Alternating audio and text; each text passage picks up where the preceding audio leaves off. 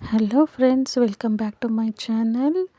ನಾನು ಇವತ್ತು ಮಾಗೆಕಾಯಿ ಮಜ್ಜಿಗೆ ಸಾಂಬಾರು ಮಾಡೋದನ್ನು ತೋರಿಸ್ತಾ ಇದ್ದೀನಿ. ಈ ರೀತಿಯಾಗಿ ಮಾಗೆಕಾಯಿನ ಹೆಚ್ಕೊಂಡು ನೀರಲ್ಲಿ ಒಂದು ಸಾರಿ ತೊಳೆದು ಬಿಟ್ಟು ಇದನ್ನು ಸೈಡಲ್ಲಿ ಇಟ್ಕೊಂಡು ಸೈಡಲ್ಲಿ ಸ್ವಲ್ಪ ಅಕ್ಕಿನ ನೆನೆಸಿಟ್ಟಿದ್ದೀನಿ ಸಾಂಬಾರಿಗೆ ಖಾರ ರುಬ್ಲಿಕ್ಕೆ ಅಂತ. ನೋಡಿ ಈ ಥರ.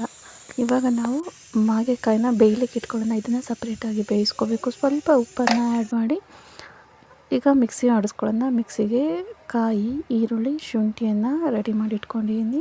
ಹಾಗೆ ಇದಕ್ಕೆ ಸ್ವಲ್ಪ ಜೀರಿಗೆಯನ್ನು ಹಾಕ್ತಾಯಿದ್ದೀನಿ. ಇವಾಗ ಇದನ್ನು ಮಿಕ್ಸಿ ಜಾರಿಗೆ ಖಾರದ ಪುಡಿ ಮತ್ತು ಸಾಂಬಾರು ಪುಡಿನ ಸೇರಿಸಿ ಮಿಕ್ಸಿ ಮಾಡ್ಕೊಳ್ಳೋಣ. ಸ್ವಲ್ಪ ಕಾಯಿ ತುರಿ, ಅಕ್ಕಿ ಮತ್ತು ಈರುಳ್ಳಿ. ನೋಡಿ, ಇದು ಒಂದು ಈರುಳ್ಳಿನ ನಾನಿಲ್ಲಿ ಸೇರಿಸ್ತಾ ಇದ್ದೀನಿ. ಹಾಗೆ ಸ್ವಲ್ಪ ಶುಂಠಿ, ಏಕೆಂದರೆ ಮಜ್ಜಿಗೆ ಸಾಂಬಾರು ಆಗಿರೋದ್ರಿಂದ ಕೆಲವರಿಗೆ ಅಡ್ಜಸ್ಟ್ ಆಗಲ್ಲ ಅಂತ ಹೇಳ್ಬಿಟ್ಟು ಸ್ವಲ್ಪ ಶುಂಠಿ ಮತ್ತು ಜೀರಿಗೆನ ಸೇರಿಸೋದ್ರಿಂದ ಯಾವುದೇ ರೀತಿಯಾಗಿ ಶೀತ ಆಗೋದಿಲ್ಲ ಅಂತ ಹೇಳ್ಬಿಟ್ಟು. ಹಾಗೆ ಸ್ವಲ್ಪ ಸಾಂಬಾರು ಪುಡಿ, ಹಾಗೆ ಖಾರದ ಪುಡಿಯನ್ನು ನಾನು ಆ್ಯಡ್ ಮಾಡ್ತಾಯಿದ್ದೀನಿ. ಇದಕ್ಕೆ ಹಸಿಮೆಣಸಿನ್ಕಾಯಿನೂ ಕೂಡ ಹಾಕೋಬೋದು, ಇದು ಆಪ್ಷನಲ್. ಯಾರೆಲ್ಲ ಮೆಣಸಿನ್ಕಾಯಿ ಇಷ್ಟಪಡೋದಿಲ್ಲ ಅವರು ಖಾರದ ಪುಡಿನ ಹಾಕೋಬೋದು. ಈ ಥರ ನೀರನ್ನು ಆ್ಯಡ್ ಮಾಡಿ ಇದನ್ನು ಮಿಕ್ಸಿ ಮಾಡ್ಕೊತೀವಿ. ನೋಡಿ, ಈ ಥರ ಖಾರ ರೆಡಿ ಆದಮೇಲೆ ನಾವು ಒಗ್ಗರಣೆಗಿಂತ ಈರುಳ್ಳಿ, ಸಾಸಿವೆ ಹಾಗೂ ಕರಿಬೇವನ್ನು ರೆಡಿ ಮಾಡಿ ಇಟ್ಕೊಂಡಿದ್ದೀನಿ. ಅದಕ್ಕೆ ಸ್ವಲ್ಪ ಮಜ್ಜಿಗೆನ ಇಟ್ಕೊಂಡಿದ್ದೀನಿ. ಎಣ್ಣೆನ ಕಾಯಿಸ್ಬಿಟ್ಟು ಅದಕ್ಕೆ ಸ್ವಲ್ಪ ಸಾಸಿವೆ ಹಾಕ್ತಾಯಿದ್ದೀನಿ. ಸಾಸಿವೆ ಸಿಡಿಲಿಕ್ಕೆ ಪ್ರಾರಂಭವಾದಮೇಲೆ ಅದಕ್ಕೆ ಕರಿಬೇವು, ಹಸಿ ಕರಿಬೇವು ಆದರೆ ತುಂಬಾ ಟೇಸ್ಟಿಯಾಗಿರುತ್ತೆ. ನಾನಿಲ್ಲಿ ಹಸಿ ಕರಿಬೇವು ಇಲ್ಲ ಅಂತ ಹೇಳ್ಬಿಟ್ಟು ಒಣಗಿರೋದನ್ನ ಇಟ್ಕೊಂಡಿದ್ದೀನಿ. ಕರಿಬೇವನ್ನು ಆ್ಯಡ್ ಮಾಡಿ ಅದಕ್ಕೆ ಮತ್ತು ಈರುಳ್ಳಿಯನ್ನು ಸೇರಿಸ್ತಾ ಇದ್ದೀನಿ.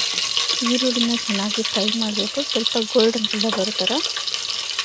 ಸ್ವಲ್ಪ ಈರುಳ್ಳಿ ಫ್ರೈ ಮಾಡೋದ್ರಿಂದ ಸಾಂಬಾರು ಟೇಸ್ಟು ತುಂಬಾ ಚೆನ್ನಾಗಿರುತ್ತೆ. ನೋಡಿ, ಇದು ಈ ಥರ ಸ್ವಲ್ಪ ಕಲರ್ ಬಂದಮೇಲೆ ಅದಕ್ಕೆ ಬೇಯಿಸಿ ಇಟ್ಕೊಂಡಿರುವಂತಹ ಮಾಗೆಕಾಯನ್ನು ಆ್ಯಡ್ ಮಾಡ್ತಾಯಿದ್ದೀನಿ.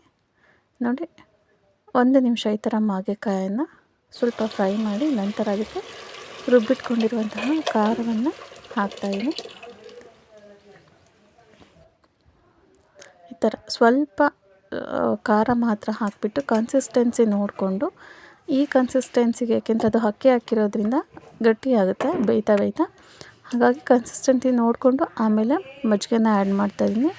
ನೀರು ಹಾಕೋದಕ್ಕೂ ಮೊದಲು ಇದಕ್ಕೆ ಖಾರ ಮತ್ತು ಮಜ್ಜಿಗೆದು ಯಾವ ಕನ್ಸಿಸ್ಟೆನ್ಸಿಲಿದೆ ಸಾಂಬಾರು ಅಂತ ನೋಡಿ ಆಮೇಲೆ ಅವಶ್ಯಕತೆ ಇದ್ದರೆ ನೀರನ್ನು ಆ್ಯಡ್ ಮಾಡ್ಬೋದು. ನೋಡಿ, ಈ ರೀತಿ. ಇಲ್ಲ ಸ್ವಲ್ಪ ಗಟ್ಟಿ ಬೇಕು ಅನ್ನೋರು ಗಟ್ಟಿ ಬೇಕಿದ್ದು ಸಾಂಬಾರು ಮಾಡ್ಕೋಬೋದು, ಇಲ್ಲ ಸ್ವಲ್ಪ ತೆಳ್ಳಗೆ ಅಂದರೆ ತೆಳುವಾಗಿ ಮಾಡ್ಕೋಬೋದು.